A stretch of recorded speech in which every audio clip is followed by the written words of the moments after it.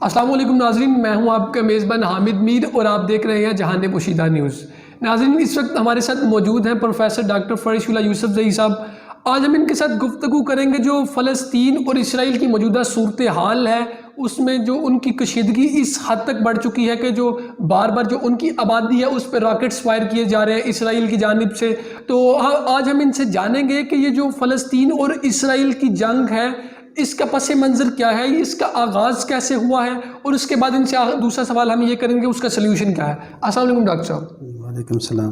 Doctor صاحب بتائیے کہ فلسطین اور اسرائیل جو ابھی موجودہ طور پر جس نہج پر پہنچ چکا ہے یہ کیسے پہنچا ہے، اس کا پس منظر کیا ہے؟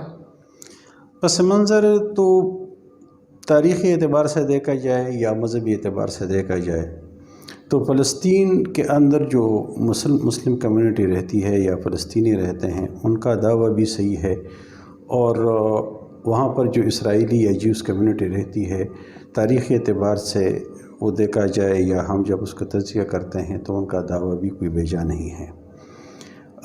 فلسطینی کلیم کرتے ہیں یہ ہماری سرزمین ہے، جبکہ اسرائیلی یا جیوز کمیونٹی یہ سمجھتی ہے کہ یہ ان کی سرزمین ہے، اور ایک وقت میں ان سے اسی سرزمین سے ان کو نکالا گیا تھا۔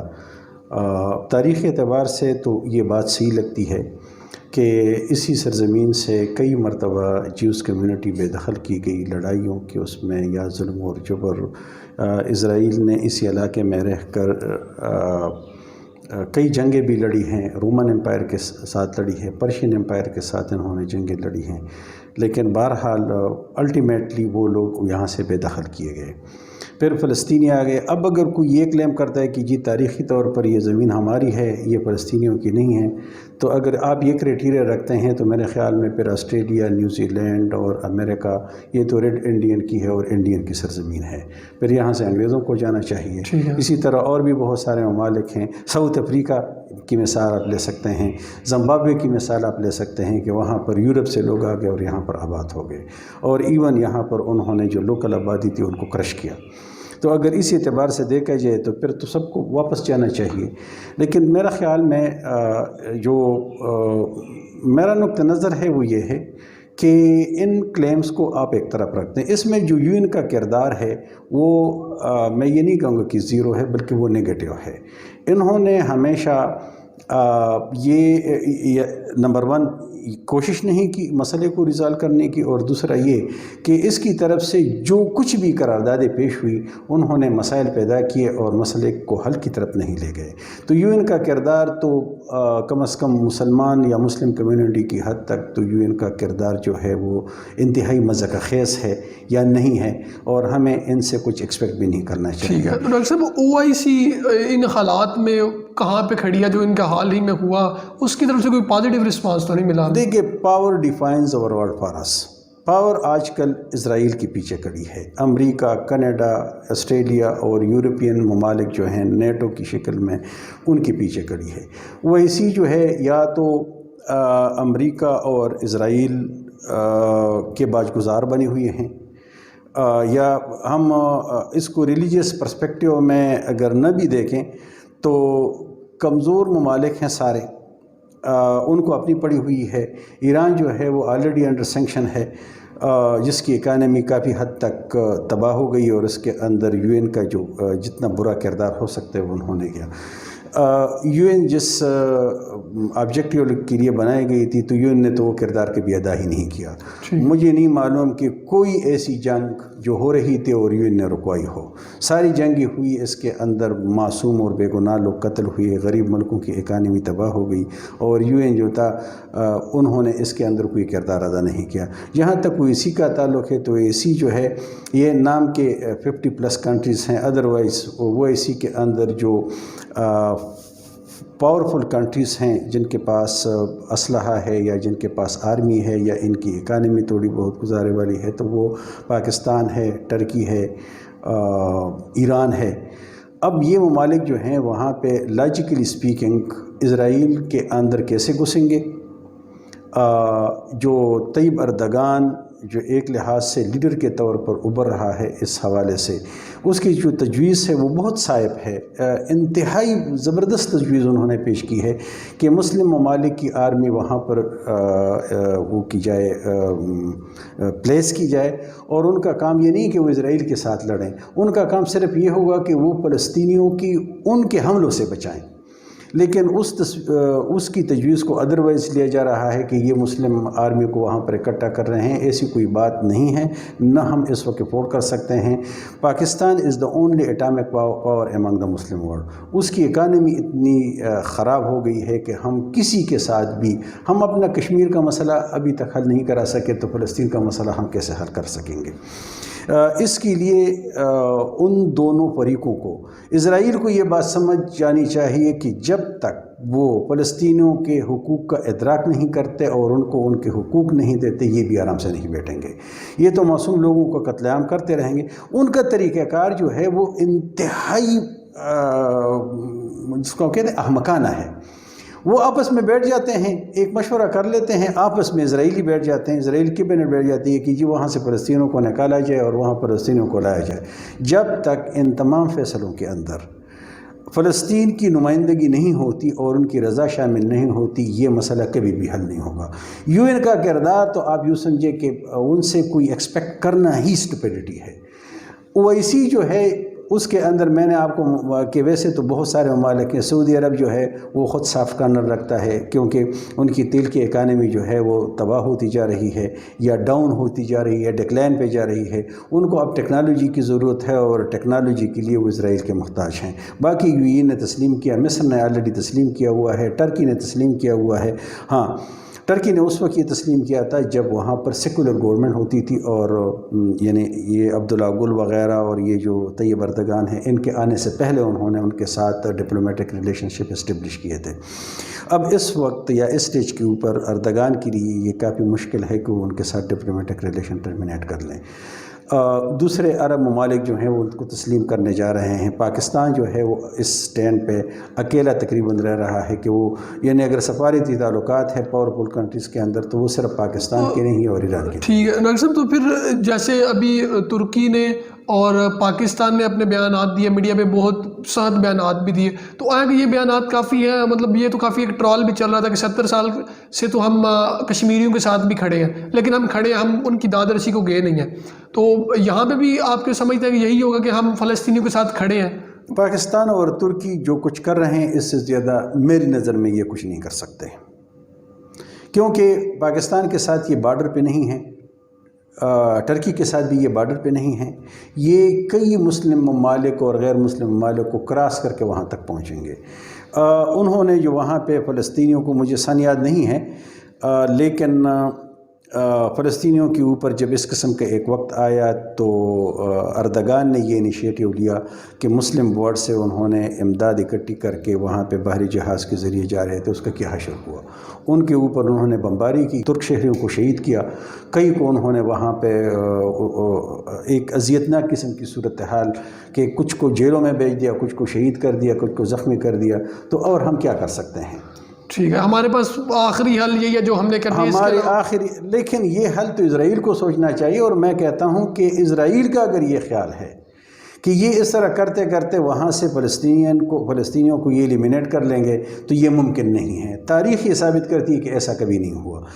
اگر یہ فلسطینیوں کا حق تسلیم نہیں کرتے تو اسرائیلی گورنمنٹ بھی کبھی آرام سے نہیں بیٹھیں گے، اور جب وہ آرام سے نہیں بیٹھیں گے تو اس کے لیے واحد حل یہ ہے کہ ان کے پوائنٹ آف ویو کو اکاموڈیٹ کیا جائے، اور جہاں پر یہ فیصلے ہوتے ہیں اس میں فلسطینیوں کو نمائندگی دی جائے، اور خاص کر حماس کو نمائندگی دی جائے۔ حماس کے کردار کو آپ کیسے دیکھتے ہیں جو ابھی موجودہ صورتحال میں حماس وہاں پہ رول اپنا پلے کر رہی ہے اسرائیل میں؟ اصل میں وہاں پہ جو پولیٹیکل پارٹیز کی شکل میں جو جماعتیں ایگزسٹ کرتی ہیں ان میں سے حماس کا کردار جو ہے وہ سب سے زیادہ ہے۔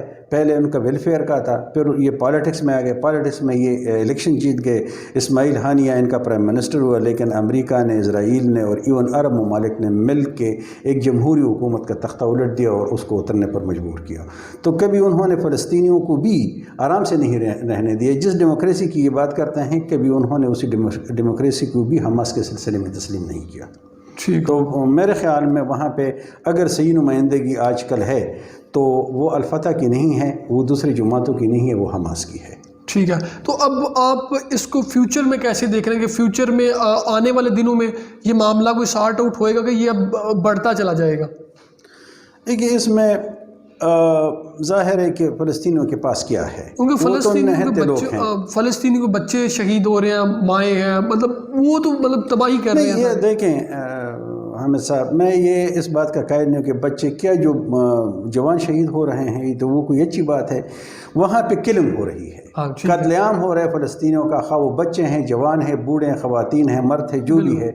تو فلسطینیوں کا قتل عام ہو رہا ہے، اور یہ قتل عام جو ہے یہ عمومی طور پر جب اس قسم کی کلیشز، کیونکہ اس کے اندر جو میں آپ کو بتا رہا ہوں نا وہ یہی ہے کہ انٹرنیشنل کمیونیکیشن نے ایک بڑا رول پلے کیا ہے اور اب بھی وہ پلے کر رہے ہیں. وہ دنیا کو سرے سے یہ بتاتی نہیں ہے کہ یہ ایک وار ہے.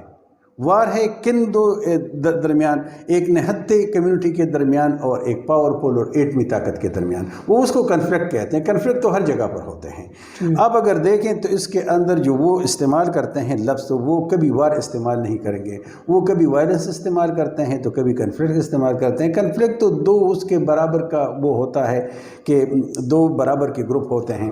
یہ تو نہتے لوگ ہیں فلسطینی، اور ان کے پاس جو چھوٹے موٹے راکٹ آتے ہیں تو جب بھی ان کے خلاف کوئی فیصلہ آتا ہے تو وہ اسی کا اظہار اس طرح کر دیتے ہیں کہ اسرائیل کے اوپر راکٹ فائر کر دیتے ہیں یا میزائل فائر کر دیتے ہیں. ان میں سے اکثر میزائل جو ہیں یہ ہماری خواہشات ہیں کہ اس میزائل نے اتنا نقصان کیا. ایسا کوئی نقصان نہیں ہوتا، کیونکہ ان کے پاس جو ڈیفنس سسٹم ہے وہ کافی اسٹرانگ ہے.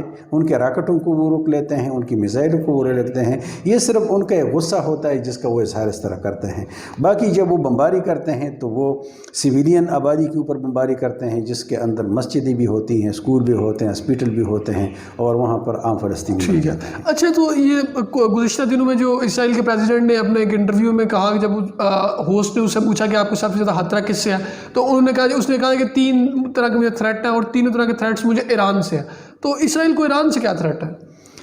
اصل میں مسلم ممالک میں پاکستان تو عمومی طور پر اپنے پالیٹکس میں الجھا رہا، اپنے ویک اکانومی کی وجہ سے کچھ نہیں کر سکا. مسلم ممالک کے اندر اگر اس ایشو کو کوئی اون کرتا ہے تو وہ ایران ہے، اور ایران جغرافیکلی پاکستان کے زیادہ قریب ہے، اور انہوں نے وہاں پہ کبھی کبھی انٹرفیرنس بھی کی ہے. دوسرا یہ کہ اگرچہ وہ ایک ایٹامک پاور نہیں ہے ایران، لیکن ان کی آرمی کافی اسٹرانگ ہے، اور وہاں پر اسرائیل کے قریب جتنے ممالک ہیں وہاں پر ان کی شیعہ کمیونٹی رہتی ہے، جو ہر وقت ان کی آواز کے اوپر وہ تیار رہتے ہیں. تو ایک لحاظ سے تو یہ خواہ جھوٹ بولتے ہیں. ایران کے خلاف یہ مزید پابندیاں سخت کرنے کی کوشش کرتے ہیں. جب ایران کو یہ تباہ کر لے گا تو پھر پاکستان کے پیچھے پڑ جائیں گے کہ اب مجھے پاکستان سے خطرہ ہے، پھر وہ کہیں گے کہ مجھے سعودی عرب سے خطرہ ہے. اسی طرح یہ اسامہ ہے، کبھی پاکستان میں لائیں گے، کبھی افغانستان میں لے جائیں گے، تو کبھی سوڈان میں لے جائیں گے. وہاں پر حملے کے لیے وہ بہانے ڈھونڈتے ہیں. ٹھیک ہے. اب اس کے اینڈنگ ریمارکس یہ ہے کہ یہ مل بیٹھ کے حماس کو بھی ریپریزنٹیشن دے دیں تو کوئی معاملہ تھم سکتا ہے کافی حد تک. اگر اسرائیل صرف یہ تسلیم کر لے کہ جب تک وہ فلسطینیوں کے جائز حقوق ان کو نہیں دیتے، اسرائیل بھی کبھی آرام سے نہیں. تو اس میں مقصد ایک اور پوائنٹ آف ویو یہ نہیں ہے کہ جو وہ فلسطینی تو یہ اون کرتے ہیں کہ وہ سارا ان کا ہے، تو مطلب وہ تو یہ چاہتے ہیں جیسے اسرائیلی چاہتے ہیں کہ فلسطینی نکل جائے، فلسطینی چاہتے ہیں کہ اسرائیلی نکل جائے. یہی تو مسئلہ ہے نا. جب تک فلسطین کا رویہ بھی اس طرح ہے فلسطینیوں کا تو بھی مسئلہ حل نہیں ہوگا. انہوں نے کیونکہ میں نے کہا نا کہ پاور ڈیفائنز اور ورلڈ فار اس. پاور آج اسرائیل کے ہاتھ میں ہے.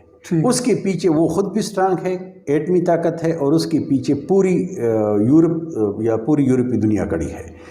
تو ان کو بھی اپنے اس میں رویوں میں لچک پیدا کرنا چاہیے. لیکن میں آئی بلیو کہ فلسطینی لچک پیدا کر رہے ہیں، ان کو لچک پیدا کرنے نہیں دیا جاتا. ان کو ایک لحاظ سے انہوں نے اسی علاقے کو ایک بڑے جیل میں کنورٹ کر دیا، جس طرح اگست 2020 کے بعد انہوں نے انڈیا نے کشمیر کو جیل میں کنورٹ کر دیا ہے. تو وہ اس کی ایگزسٹنس کو سرے سے مانتے نہیں ہیں. تو فلسطینی کیا کریں گے؟ ظاہر ہے کہ جب یہ بیٹھ جاتے ہیں تو گیو اینڈ ٹیک ہوگی، اور کو ایگزسٹنس اس کا واحد راستہ ہے، اور کو ایگزسٹنس کے لیے اسرائیل کو اپنے رویے میں لچک پیدا کرنی چاہیے کہ جو بھی فیصلہ وہ اسرائیل کے اسٹیٹ اور فلسطین کے اسٹیٹ کے بارے میں کرتے ہیں اس میں وہاں کے فلسطینیوں کے مناسب نمائندے ٹیبل ٹاک کے تھرو ہو جائے۔ جی تو ناظرین، آپ نے پروفیسر ڈاکٹر فریش اللہ یوسفزئی صاحب کا نقطہ نظر جانا کہ یہ مسئلہ حل ہو سکتا ہے، یہ جو جنگ کی شکل اختیار کرتا جا رہا ہے یہ اگر کو ایگزسٹنس کے ساتھ یا پھر ایک باہمی رضامندی کے ساتھ ایکول ریپریزنٹیشن کے ساتھ یہ مسئلہ اگر ٹیبل ٹاک کے تھرو کیا جائے تو یہ مسئلہ حل ہو سکتا ہے۔ ناظرین، اپنے میزبان حامد میر کو دے اجازت، اللہ نگہبان۔